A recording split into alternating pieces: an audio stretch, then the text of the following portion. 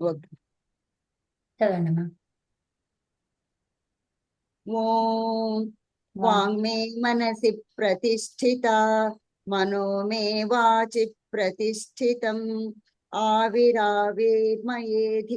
వేదస్య ఆణిస్థః श्रुतं मे मा प्रहसीः अनेनाधीतेन होरात्रान् सन्दधामि ऋतं वदिष्यामि सत्यं वदिष्यामि तन्मामवतु तद्वक्तारमवतु अवतु माम् अवतु वक्तारम् अवतु वक्तारम् ఓం శాంతి శాంతి శాంతి. నమస్తే ధన్యవాదాలు. ధన్యవాదాలమ్మా. అయితే ప్రభాత్ నమస్తే. ఆ, ఇది మాహేశ్వర సూత్రాలలో 12వ మాహేశ్వర సూత్రం ఏంటండి? కపై. కపై. పై సో కపై, పై. ఈ కపై అనేది ఆ సూత్రం ఉంది కదా, ఆ సూత్రం నుంచి ఎన్ని ప్రత్యాహారాలు చేశారు? 5 ప్రత్యాహారాలు చేశారు. 5 ప్రత్యాహారాలు చేశారు. అవి ఏమని తెలుసుకున్నాము? యై ఉమ్, మై ఉమ్, ఛై జై వై ఉమ్, చై చై. చై. ఉత్తమం, ఉత్తమం. సో ఈ 5 చేశారు. ఈ 5 మనము మై అనే ప్రత్యాహారం గురించి తెలుసుకుంటున్నాం ఇప్పుడు కదా. సో మై అనే అవునండి. ప్రత్యాహారము లో వర్ణాలు ఏమేమి ఉన్నాయి? మై మైలో వచ్చేసేసి యమం యమంగళ గణనం ఈ విహాయ వర్గీయ వ్యంజనాలు. వర్గీయ వ్యంజనాలు. అన్ని వర్గీయ వ్యంజనాలు ఈ ఒక్కటి వదిలేసి కదండి. విహాయ. ఉత్తమం, అవును. ఉత్తమం. సో అది మై అన్నమాట కదా. ఈ మై ప్రత్యాహారము ఎందులో వచ్చిందని తెలుసుకున్నాము? మయ మయః ఉయోః ఓ వా వా. ఉత్తమం, 8:3:33 అనే సూత్రంలో వచ్చింది.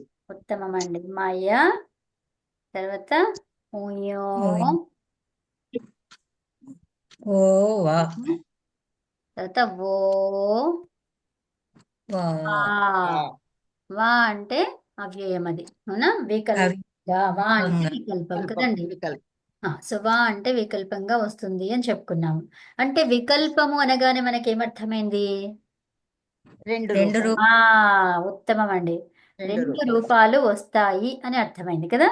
సో వికల్పం అనగానే 2 రూపాలు వస్తాయి. అంటే ఇప్పుడు వచ్చేది ఏదైతే ఉందో అది దానితో పాటు ఇంకొకటి వేరేదేదో వస్తుంది అని అర్థం కదా. సో ఇప్పుడు జస్ట్ ఇంకో మంచిగా రూపం వినండి. కూడా ఉంటుంది. విన్న తర్వాత ఇప్పుడు మయ్యహ. మయ్యహ అంటే ఏమన్నాము మనము? పంచమి ఏకవచనం. పంచమిలో ఉంది అన్నాం, అవునా? పంచమిలో ఉంది. ఉయ్యహ, ఉయ్యహ అనేది షష్ఠి ఏకవచనం. షష్ఠిలో. ఉయ్యహ అనేది షష్ఠిలో ఉంది. తర్వాత ఓ అనేది ఏంటిది? ఓ అంటే ఏమని అర్థం ఇక్కడ? ప్రథమ ఏకవచనం. ప్రథమ ఏకవచనం వహ. అది వహ. ఓ ఓకారం ఉంది అంటే ఊ ఉంది అనమాట. ఫస్ట్ అక్కడ ఏముంది? ఊ ఉంది. ఊనే ఓ అయ్యింది. ఆ ఊ విసర్గ అనేది ఊగా మారింది, అవునా? సో కాబట్టి ఇదేంటి? వహ కదా. ఊ అనేది వహ అన్నమాట. ఓకే.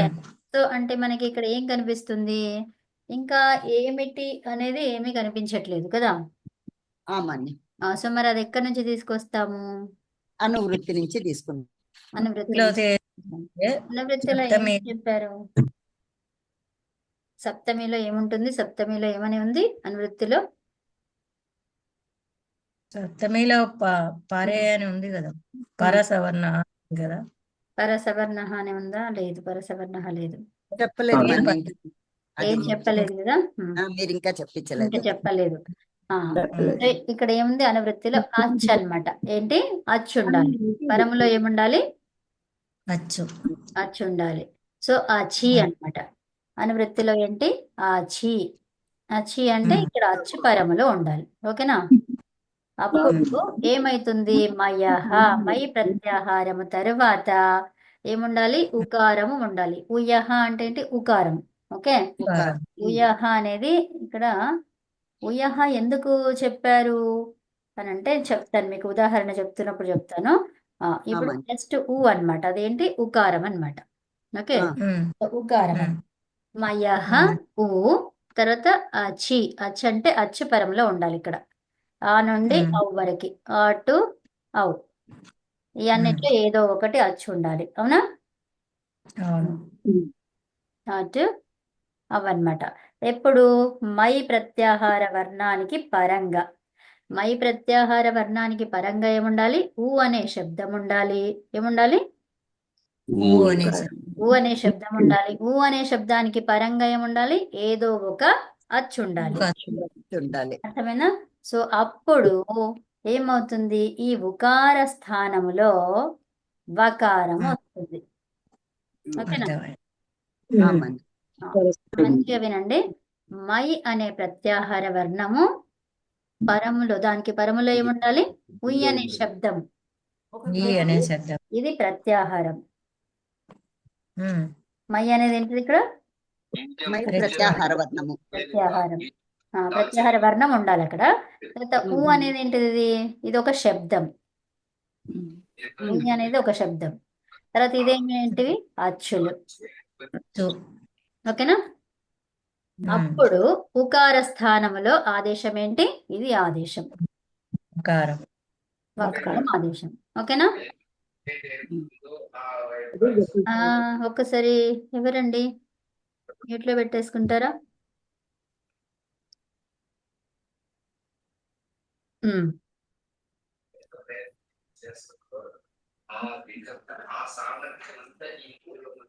టీవీ వస్తుందండి ఎవరింట్లో. అదే. యూజర్ అని రాసింది ఎవరితో ఓకే, యూజర్ యా చేసేసా. అయిపోయింది కట్ అయిపోయింది.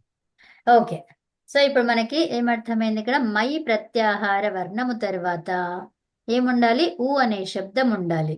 ఆ శబ్దానికి పరములో ఏముండాలి?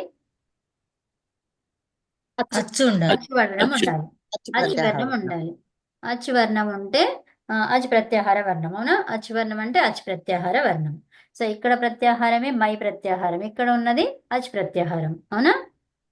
సో అలాగా ఉన్నప్పుడు ఊ అనే శబ్దానికి ఆదేశం ఏంటి? వకారం. వకారం. వకారం. వకారం వస్తుంది. ఓకేనా? సో దానికి ఉదాహరణలు చూడండి. ఇప్పుడు మీకు అది అర్థమైంది కదా? సో ఉదాహరణలు ఇక్కడ రాస్తాను చూడండి.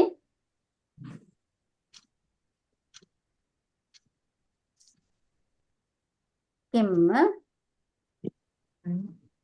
ఉయ్ ఉక్తం. అర్థమైందమ్మా. కిం ఉక్తం. ఓకే, సో వినండి. ఇక్కడ మనకి ఇది ఫస్ట్ వికల్పం అనగానే 2 రూపాలు వస్తాయని మీకు అర్థమైంది. అవునా? సో ఇప్పుడు మనకి ఎన్ని అవునండి. రూపాలు రావాలి? 2 రూపాలు రావాలి. రూపాయలు రావాలి. అవునా? ఇప్పుడు మనం చేసేది ఏంటండి? వికల్పమా లేకపోతే ఏం చేస్తున్నాం మనం? రూపసిద్ధి చేస్తున్నాం. ఏం రూపం చేయబోతున్నాం మనము? వికల్పంగా ఉన్నటువంటిది కదా. చేస్తున్నాం. సో ఉయ్ అనేది వచ్చింది కదా. మై అనే ప్రత్యాహారానికి పరంగా ఉయ్ ఉండాలి. ఉయ్ అనే ఉయ్. శబ్దం అది కదా, అది శబ్దం. ఆ శబ్దానికి పరంగా ఏముండాలి? అచ్చు ఉండాలి. అవునా? సో అప్పుడు ఏమైతుంది? ఈ ఉకారం అనేది వకారంగా మారిపోతుంది. మారిపోతుంది. అవునా? సో అప్పుడు ఇదేంటిది? అది వికల్ప రూపం. అవునా? మనకి సూత్రం ఏం చెప్పింది? మయ ఉయో వో వా. అవునా? మయ ఉయో వో వా. ఏంటి చెప్పండి ఒకసారి. మయ ఉయో వో వా. అది ఓకేనా? మయ ఉయో ఓ వో వా. ఓకే, సో ఇప్పుడు కిమ్ లో మనకి ఏంటి? మై ప్రత్యాహార వర్ణం ఉందా లేదా చూడండి. ఉంది. మకారం ఉంది. మకారం. మై ప్రత్యాహార వర్ణం. అవునా? ఆ తర్వాత దాని పక్కన ఏముండాలి? పరములో ఉయ్ ఉండాలి. ఉయ్ శబ్దం ఉయ్ ఉందా? వర్ణం ఉంది. శబ్దం అదేంటిది? అది ఉయ్ అనేది శబ్దం అన్నమాట. ఇది ఈ శబ్దం. శబ్దం. ఇది శబ్దం. ఓకే, ఉయ్ అనే శబ్దం ఉంది. ఆ శబ్దానికి పరంగా ఏముండాలి? అచ్చు ప్రత్యాహారం. ప్రత్యాహార వర్ణం ఉన్నది కదా. ఆ 3 సాటిస్ఫై అయినాయి కాబట్టి ఈ ఉకార స్థానంలో ఏమొస్తుంది? వకారం. ఉకారానికి వకారాదేశం. అవునా?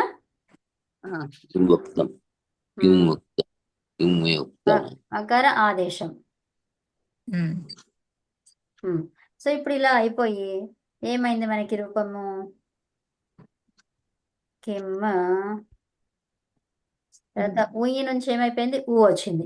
ఉయిలో మనకి కనిపిస్తుంది, ఏం కనిపిస్తుంది అక్కడ? ఆ శబ్దంలో ఒకటి కనిపిస్తుంది, ఏంటది? ఉకారం కనిపిస్తోంది కదా. ఇంకా దాని పక్కన ఈ అచ్చు.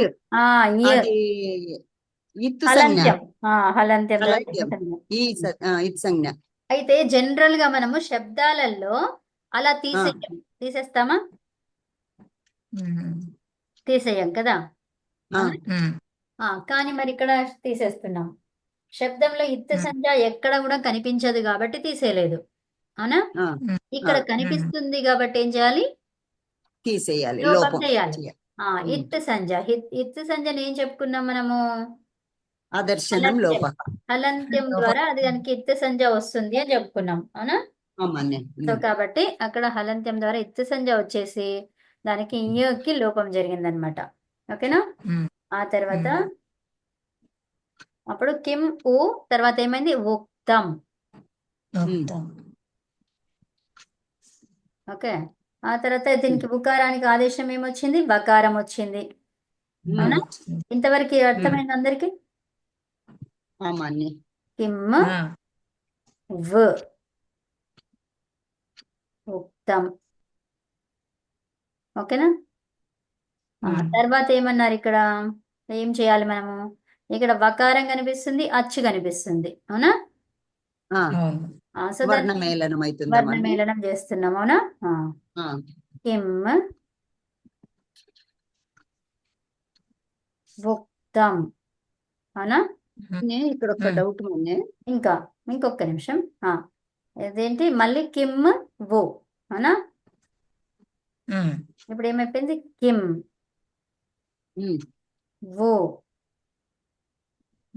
తం, ఇలా అయ్యింది. ఇదంతా కూడా ఇది ఏ రూపము? వికల్ప రూపం. వికల్ప రూపం. ఇప్పుడు ఏదో అడుగుతానన్నారు, అడగండి అమ్మా ఇప్పుడు. ఇక్కడ కిం ఊ ఉక్తం అన్నాం కదా మన్నే. ఊ అనేది పూర్తి స్వరం కదా. నాది చిన్న డౌట్. అడగండి, చిన్నదా కిమ్ ఊ ఎందుకు అక్కడ హల్లుతోనే చెప్పాము? ఎప్పుడైనా కూడా తీసుకునేప్పుడు మనం ఎలా తీసుకుంటాము? హల్తోనే తీసుకుంటాం. అది ఏదైనా సరే హల్లే తీసుకోవాలి, అంతే. అచ్చు పెట్టొద్దు. ఓకే. సో దానికి ఆదేశం, అదే ఆదేశాలు ఎప్పుడు కూడా ఎలా తీసుకుంటాం మనం? ఆదేశాలు అన్ని కూడా హల్తో హల్తోనే తీసుకోవాలి. తీసుకుంటాం. సరే మాన్య, సరే మాన్య. అదే ఆ డౌట్ వచ్చింది. అదే. సో ఇప్పుడు కిం ఉక్తం వచ్చింది, ఇది వికల్ప రూపం. సో మరి వికల్పం లేకపోతే ఏమైతుంది? ఓకే, ఇప్పుడు బకారం లేకుండా ఉంటే ఇక్కడ కిం నుంచి చూడండి. నాకు సందేహం ఉంది, అడగనా? అడగండి. దీంట్లోనేనా? అడగండి. ఇప్పుడు కిమ్ అని చెప్తున్నాము, అక్కడ మకార హలంతో ఉన్నప్పుడు అక్కడ అది అనుస్వారంగా మారుతుంది కదా. చెప్తాను అంతా చెప్తాను. ఇంకా ఉత్తమం అనుస్వరంగా కావాలి. ఎందుకు? అక్కడ అచ్చు ఉంది కాబట్టి, అవునా? సో కానీ ఇక్కడ ఏమన్నారు? ఈ సూత్రం చెప్పారు. ఏమని? ఇక్కడ మై ప్రత్యాహార వర్ణం తర్వాత. సో ఎప్పుడైతే మనకి జనరల్ రూల్ ఏంటిది? అది మకారం తర్వాత అచ్చులుంటే అనుస్వారం కావడం అనేది జనరల్ రూల్, అవునా? అర్థమైనా? అచ్చులుంటే కదమ్మా, అచ్చు ఉంటే అప్పుడు మకారం అట్లే ఉంటుంది కదా. మకారం అట్లే ఉండాలి కాబట్టి మారే అవకాశమే లేదు ఇక్కడ, అవునా? ఇప్పుడు మీ డౌట్ క్లియర్ అయిపోయిందా? అక్కడ మారే అవకాశమే లేదు. ఉక్తం అన్నప్పుడు వకారం కదా ఉంది, కిమ్ ఉక్తం అని వా రాశాం కదా పక్కన. అదే చెప్తున్నా. ఇక్కడ ఇప్పుడు బకారం ఉంది కదా. సో హల్లు కదా వకారం అనేది. బకారం హల్. సో అదే అప్పుడు అక్కడ అనుస్వార రావాలి కదా కిమ్ దగ్గర. కరెక్ట్, రావాలి కదా. సో కానీ రాదనమాట. ఎందుకంటే మోనుస్వార ఏం చెప్తుంది? ఈ మకారము అనుస్వారంగా మారుతుంది ఎప్పుడు? హలి అంటే హల్ పరములో ఉంటే. ఓకే, హల్ పరములో ఉంటే మనకి ఈ మకారం అనేది అనుస్వారంగా మారుతుంది. మరి ఇక్కడ ఎందుకు మారలేదు అని మీ క్వశ్చన్, అవునా? చివరిగా అయితే మరి ఎందుకు మారలేదు? ఎందుకు అంటే ఇక్కడ అసిద్ధం. ఇది రూపం అనేది అసిద్ధం, సిద్ధం కాదది. ఓకే, సిద్ధం కాదు కాబట్టి అసిద్ధత్వాత్. ఎందుకు? ఇక్కడ ప్రగృహ్యం ఏంటిది? ఇది ప్రగృహ్యం. ప్రగృహ్య సంజ్ఞ వచ్చింది దేనికి? ఉకారానికి. ఉయ్ అనే శబ్దం ఏదైతే ఉందో అది ప్రగృహ్య సంజ్ఞ. ప్రగృహ్యము నుంచి వకారం ఆదేశమైంది అక్కడ. ఓకే, అర్థమైందా? ప్రగృహ్యం అంటే ఏంటమ్మా అసలు? ప్రగృహ్యం అంటే ఏమన్నాము? ఇకారము, ఉకారము, ఏకారం. ఈదూదే. ఆ, ఈదూదే మ్మ్. ద్వివచనం. ద్వివచనంలో ఉన్నప్పుడు వాటికి ప్రగృహ్య సంజ్ఞ వస్తుంది. ఓకే, అర్థమైందా? అదొకటే ఇక్కడ కాకుండా ఇక్కడ ఆ, ద్వివచనంలో ఉన్నాయా? అయితే ఇక్కడ వినండి ద్వివచనం. ఒక్క నిమిషం వినండి, చెప్పలేదు ఇంకా అయిపోలే మొత్తం నాది. సో ఇప్పుడు ద్వివచనంలో లేదు మనకు కదా. అయితే ఆ సూత్రము నుంచి 9 సూత్రాలు ప్రగృహ్యం గురించే చెప్తున్నాయి. అయితే ఈ ఉయ్ అనే శబ్దం ఏదైతే ఉందో ఉయ్యాహ అని నేర్చుకున్నారు మీరు. ఇప్పుడు సూత్రాలు నేర్చుకుంటున్నారు చూడండి, 55 నుంచి 60 వరకు ఉన్న దాంట్లో ఉయ్యాహ వచ్చిందా? ఆమాన్య అవును. సో ఇప్పుడు ఈ వచ్చింది. ఈ ఫస్ట్ నుంచి మనం నేర్చుకున్న వాటిలో ఉయ్యహ ఊ అనేది ఫస్ట్ లోనే ఉంది. ఎంత 10 కన్నా ముందులోనే ఉంది అది కదా. ఆమాన్య. సో అక్కడ ఏమన్నారు? ఇదాని 17 సూత్రం 17. సో ఇప్పుడు దీనికి 17. సో దీనికి ఏమని పేరు? ప్రగృహ్యం అని పేరు. దేనికి? ఉయికి. ఉయ్ అనే శబ్దం ఏదైతే ఉందో దానికి ప్రగృహ్యం అని పేరు. సో ప్రగృహ్యం వచ్చినప్పుడు దానికి అలా మార్చడానికి వీలు లేదనమాట. ఓకే, అర్థమైందా? ఉయ్యాహ అనేది ఏంటిది? అది ప్రగృహ్యం. సో ప్రగృహ్యం అయినప్పుడు అందుకనే ఇక్కడ అది ఏదైతే ఉందో మోనుస్వారం అనేది అసిద్ధం. అసిద్ధం అంటే ఇక్కడ సిద్ధము కాదు, సిద్ధించదు. ఇక్కడ సిద్ధించదు అని అర్థం అనమాట. ఓకేనా? అర్థమైంది. ఉత్తమం. మంచి క్వశ్చన్ అడిగారు. అది ఇంకా నేను ఇది మొత్తం కంప్లీట్ చేసిన తర్వాత అక్కడ మిమ్మల్ని అడుగుదాం అనుకున్నా, వారి ఫస్ట్ అడిగేసింది ఇంకా వేరే వాళ్ళకి ఆలోచించనీయకుండా. ఉత్తమం. నేను మొత్తం ఇంకొకటి వికల్ప రూపం కూడా లేనిది చెప్పేసిన తర్వాత మళ్ళీ ఎక్స్ప్లెయిన్ చేస్తా చూడండి, అప్పుడు అక్కడ గమనిస్తారేమో వేరే వాళ్ళు ఎవరైనా అని అనుకున్నాను. సో వీరే చెప్పేసింది. ఓకే, ఉత్తమం అడిగారు. ఓకే, సో ఇంతవరకు వచ్చింది కదా. వికల్ప రూపం వచ్చింది. వికల్ప రూపం ఎక్కడి నుంచి వచ్చింది? ఉకారానికి వకారం వచ్చినప్పుడే వికల్ప రూపం వచ్చింది. అవునా? ఆ సూత్రం వచ్చినప్పుడే. ఆ సూత్రం రాకపోతే ఏమైతుంది? అవునా? ఆ సూత్రం రాకపోతే మనకేమొస్తుంది? కిమ్ అలాగే ఉంటుంది కదా మన్ని. చూడండి కింవుక్తం ఎందుకు అలాగే ఉంటది? ఈ రెండు కలుపుకుంటాం. అవునా? కిము ఏమవుతుంది? అది కిము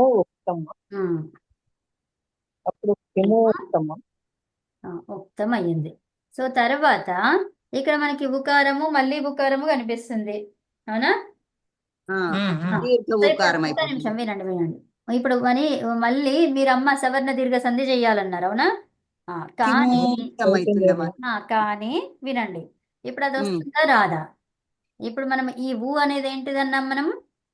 ప్రగృహ్యం. ప్రగృహ్యం అంటే ప్రగృహ్యానికి ఏమింటుంది? ప్రకృతి భావము. దానికి సంధి జరగదు. ప్రగృహ్యానికి ఏం భావం ఉంటుంది?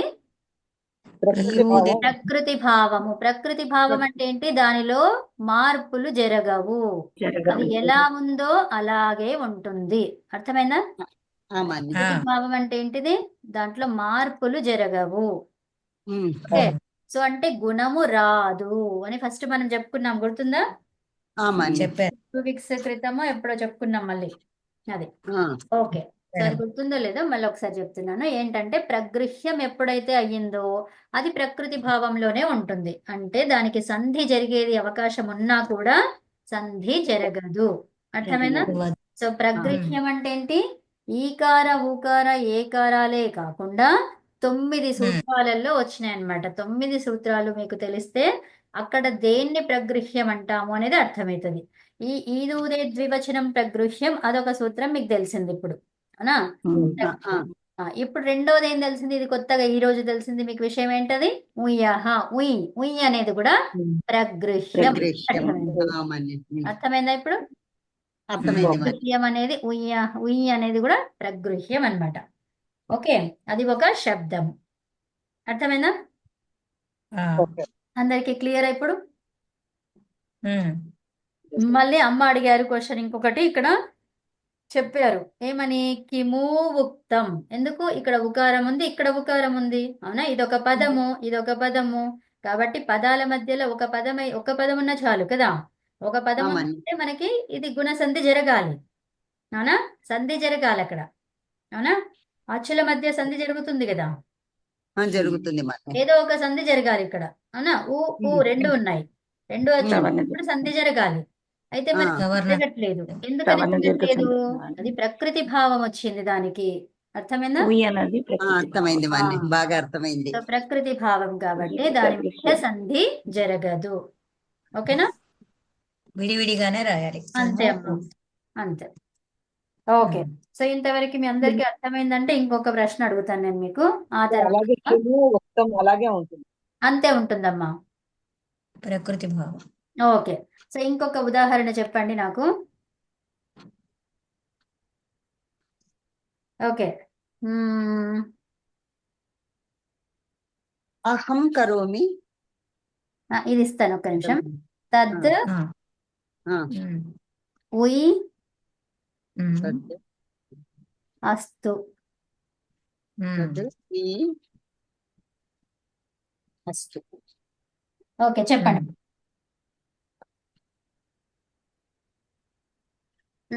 నేను అడుగుతాను ఆగండి అడగండి అడగండి ఓ మై గాష్ ఏమైంది ఆగండి అడుగుతాను తద్ ఈ ఓకే అస్తు. అలివేలు మంగమ్మ గారు మీరు కనిపిస్తున్నారు అమ్మో నేనే కనిపించాను. ఆ. ఉమ్. ఒకటి చెప్పండి మీరు ఎంత ఎంత చెప్పగలిగితే అంత చెప్పండి తద్ అక్కడ ఇది హలంతో ఉంది దకారంలో. ఇప్పుడు మనకి సూత్రం చూడండి ఫస్ట్ సూత్రం ఉంది. ఆ, సూత్రంలో ఇందులో ప్రకృతి మై ఉందా లేదా చూడండి మయి మయ్యేనా ఉంది. ఓకే. ఆ. మై ఉంది ఇది మై ప్రత్యాహారం ఓకే నెక్స్ట్ ఆ. ఇది ఉయ్ ఉంది. ఉయ్ అనేది ఆ. ఉంది దాని తర్వాత ఉయ్ అనే శబ్దం ఉండాలి ఉంది ఆ, ఉంది. అవునా తర్వాత ఈ శబ్దం అచ్చు ఉండాలి ఉండాలి. ఏ శబ్దం ఉండాలి సరే. ఉయ్ శబ్దం అది ఉంది ఈ శబ్దం. దాని తర్వాత ఏముండాలి అచ్చు అచ్చు ఉండాలి. ప్రత్యాహార వర్ణం. అచ్చు. ప్రత్యాహారం ఉంది. ఉందా ఉంది. ఉంది. ఉంది. కాబట్టి ఇప్పుడు అలివేలు మంగమ్మ గారే చెప్తారు ఉమ్. అప్పుడు ఏమైతుందమ్మా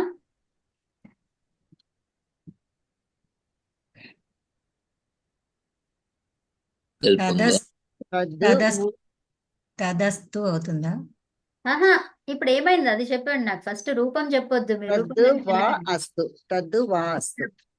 వా అవుతుంది. ఊకారం వకారం అవ్వాలి ఫస్ట్. దానికన్నా ముందు ఆ. యకారం ఏంటి య మైలో హలంతం ద్వారా లోపం ఉత్తమం జరుగుతుంది. ఇప్పుడు ఏమైంది అది తద్ తత్ తద్ వా తద్ ఉ అస్తు. తద్వా అస్తు. ఆ అస్తు. తద్ ఓకే వా. చాలు నెక్స్ట్ నాకు వేరే వాళ్ళు ఎవరినన్నా అడుగుతాను ఉత్తమం తర్వాత అనంత లక్ష్మి గారు మహోదయ. చెప్పండి అమ్మా తద్ వా అస్తు వా అస్తు తర్వాతది తద్ వస్తు అవుతుంది మహోదయ. కలిపితే ఒక రూపం తద్వస్తు. ఏమైతున్నది తద్వస్తు ఒక రూపం అవుతుంది. తద్ వస్తునా ఇక్కడ వకారము మళ్ళీ తర్వాత అకారం ఇదేమైంది అది తద్వస్తు అవ్వాలి. ఇది వ్ రావాలి మనకి కదా నేను తప్పు రాసానా హల్ రావాలి. హల్. సో ఇప్పుడు చెప్పండి తద్వస్తు తద్వస్తు ఒక రూపం అవుతుంది మహోదయ. తద్వస్తు ఓకే ఇది ఒక రూపం వచ్చింది ఉత్తమం ఓకే తర్వాత నెక్స్ట్ అంటే ఇది వికల్ప రూపం కదా మనం. అవునమ్మా ఇది వికల్ప రూపం తర్వాత వకారంని తీసేస్తే ఏమైతుంది పైన స్టెప్ వకారం తీసేస్తే తద్ ఉ అస్తు. తద్దు ఊ అస్తు ఓకే తర్వాత తదు అస్తు. ఇది ప్రగృహ్యం కాబట్టి ఇది ప్రకృతి భావం అలాగే ఉంటుంది. ఉత్తమం అర్థమైందా ఉమ్. మహోదయ యొక్క డౌట్ అండి. తద్ ఒక్క నిమిషం. తదు తద్వస్తు తదు వస్తు ఎందుకు వస్తుంది తది ఇక్కడ? అస్తు ఇంకా రాదు తదు అస్తు. తదు తదు తద్ అస్తు అస్తు అది తదు ప్రకృతి అస్తు. భావం. కృతిభావం వచ్చేది కదా అక్కడ తదు అస్తు. ప్రకృతి భావం వచ్చేసింది కాబట్టి ఇక్కడ సంధి అనేది జరగదు. లేదు. అవునా? ఉత్తమం. ఎందుకు ప్రకృతి భావం వచ్చింది? ఉయ్ అనేది ఉయ్యం ప్రకృతి. కాబట్టి ఉయ్యి ప్రగృహ్యం కాబట్టి. ప్రదృశ్యం కాబట్టి అంతే అండి, చాలు. యా, ఉత్తమం. అందరికీ అర్థమైనట్టుంది. సరే, ఎవరు? ఉమా గారు అడగండి. ఆ, ఇది ప్రగృహ్యం ఉమ్, దీర్ఘం ఉండక ఉమ్. ఇది ఊ అంటే ప్రగృహ్యం అని చెప్పారు కదా, అది దీర్ఘం ఉండక్కర్లేదా? ఊ ఉంటే సరిపోతుంది. ఉయ్ ఉయ్ ఆ, అని. ఊ ఊ వస్తే అది ప్రగృహ్యమైంది కాబట్టి ముందర ఊ అనేది ఎక్కడ వచ్చింది? ఊ కాదు, ఊ. ఉమ్, హ్రస్వాకారమే, హ్రస్వ ఉకారమే ఉయ్యి రస్వ. కాబట్టి. ఆ, ఈ లోపమైంది కదా. దీంట్లో ప్రగృహ్యమే ఊ కదా, కాదా? అంతే మరి అమ్మా. మరి ఉయ్య అనే శబ్దం ఏదైతే ఉందో అది ప్రగృహ్యము. ఉయ్య అనే శబ్దం ప్రగృహ్యము. సో దాంట్లో ఏమైపోయింది మనకి? లోపం ఏమైంది? ఈ లోపం. ఈ లకార లోపం. లోపమైంది. ఆ. నేను అడిగేది ఏమంటే, అప్పుడు ఇద్దరికి ప్రగృహ్యం అంటే ఈ ఊ ఏ అని చదివాం కదండి. అది వేరు. ఇప్పుడు ప్రగృహ్యానికి 9 సూత్రాలు ఉన్నాయన్నమాట. ఓకే. అచ్చా, అచ్చా. సో 9 సూత్రాలలో ఇదొక సూత్రం. ఓకే అండి, ఇప్పుడు ఉయ్ అనేది ఒక సూత్రం. ఓకే ఒక సూత్రం ఉంది, ఇదే శబ్దం కూడా ఇక్కడ. Okay okay. అర్థమైందండి. సారీ, ఎందుకు సారీ?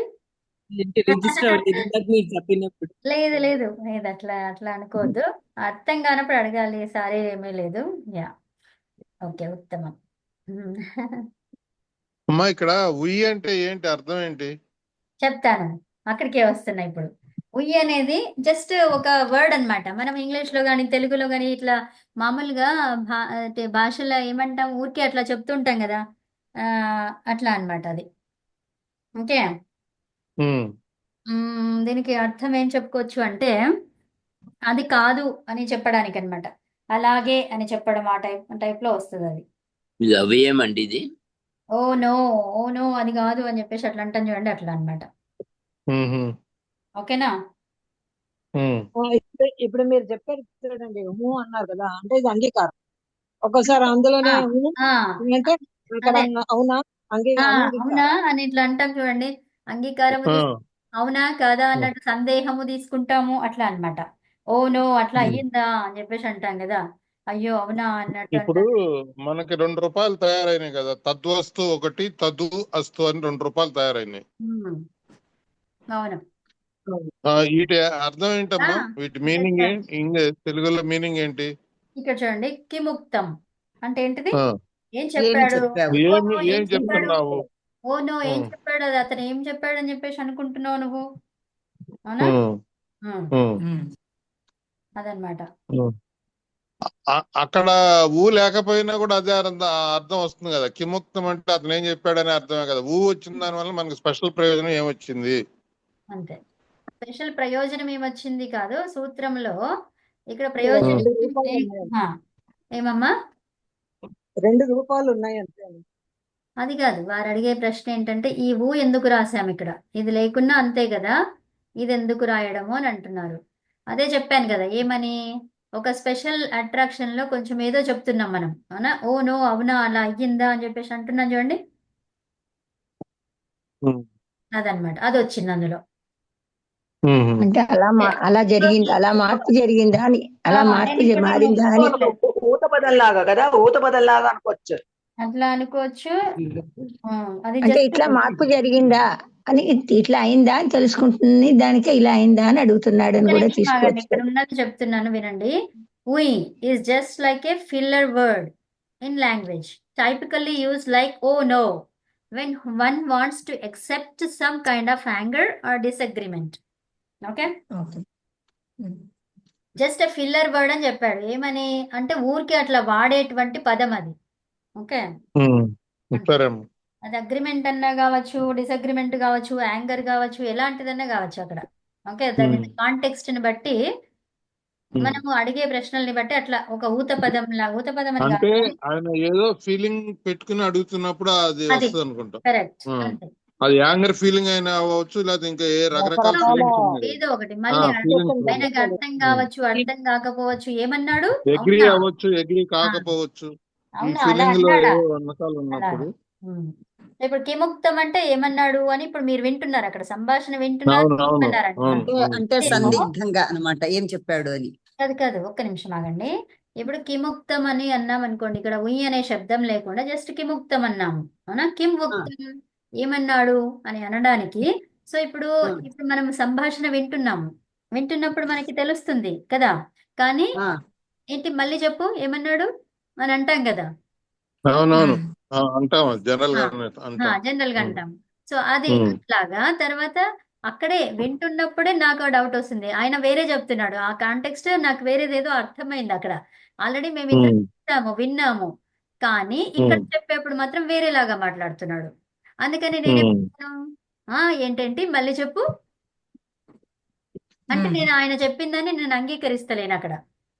అదే అదే మన అట్లా ఫీలింగ్ ఒకటి ఉంది లోపల, ఇన్నర్ ఫీలింగ్ ఉంది. అదే నువ్వు అనుకున్నది ఏంటి అసలు నువ్వేం చెప్తున్నావు ఏంటి ఇక్కడ మన ఇద్దరికి అదే అదే. సత్యం ఏంటో కానీ ఇప్పుడు నువ్వు ఇక్కడ చెప్పేదేంటి అలాగా అర్థమైంది. కాంటెక్స్ట్ వస్తుంది చూడండి. అప్పుడు ఇది ఉయ్ అనేది శబ్దం వస్తుంది. అప్పుడు ఏంది మయహ ఏంటి మయహ ఓ ఉయ్ ఓ వా అనే సూత్రం పనిచేసి ఇక్కడ ఇలా అర్థాన్ని ఇస్తుంది అనమాట. ఓకేనా. అర్థమైంది. ఇప్పుడు తద్ కూడా అంతే. తద్ అస్తు అది ఉండని అన్నప్పుడు ఇక్కడ మళ్ళీ ఉయ్ అనే శబ్దం అదే సేమ్ అర్థం అన్నమాట. అది ఉండని అంటున్నాం కానీ మనకు అది అవసరం లేదు. అది ఇంకా సరేలే ఉండని అంటాం కదా. సో అట్లా అన్నమాట. ఇంకా నాకు కానీ అవసరం లేదు. అక్కడ జనరల్ గా యూసేజ్ లో ఏముందంటే తదాస్తు అని ఉంది, ఊరాట్లు అక్కడ ఆ పలుకుతున్నారు. ఆ? అదే అది తదాస్తు. తద్ అంటే అది ఉండని అస్తు అది ఉంటుంది. ఉండని అది ఉండని ఇంకా మరి అక్కడ కూడా ఊ రావాలి కదా. తదాస్తు వేరు తద్ అస్తు వేరు. అది రెండు వేరు వేరు. రెండు ఓకే. వేరు శబ్దాలు. యా మరి తదాస్తు సంధి అంటే అలాగే కానీ ఇదేంటి అదే తద్. తదాస్తునే తథాస్తు కదా మళ్ళీ. ఒక్క నిమిషం అమ్మా. తదాస్తు అంటే ఏంటిది అలాగే కానీ.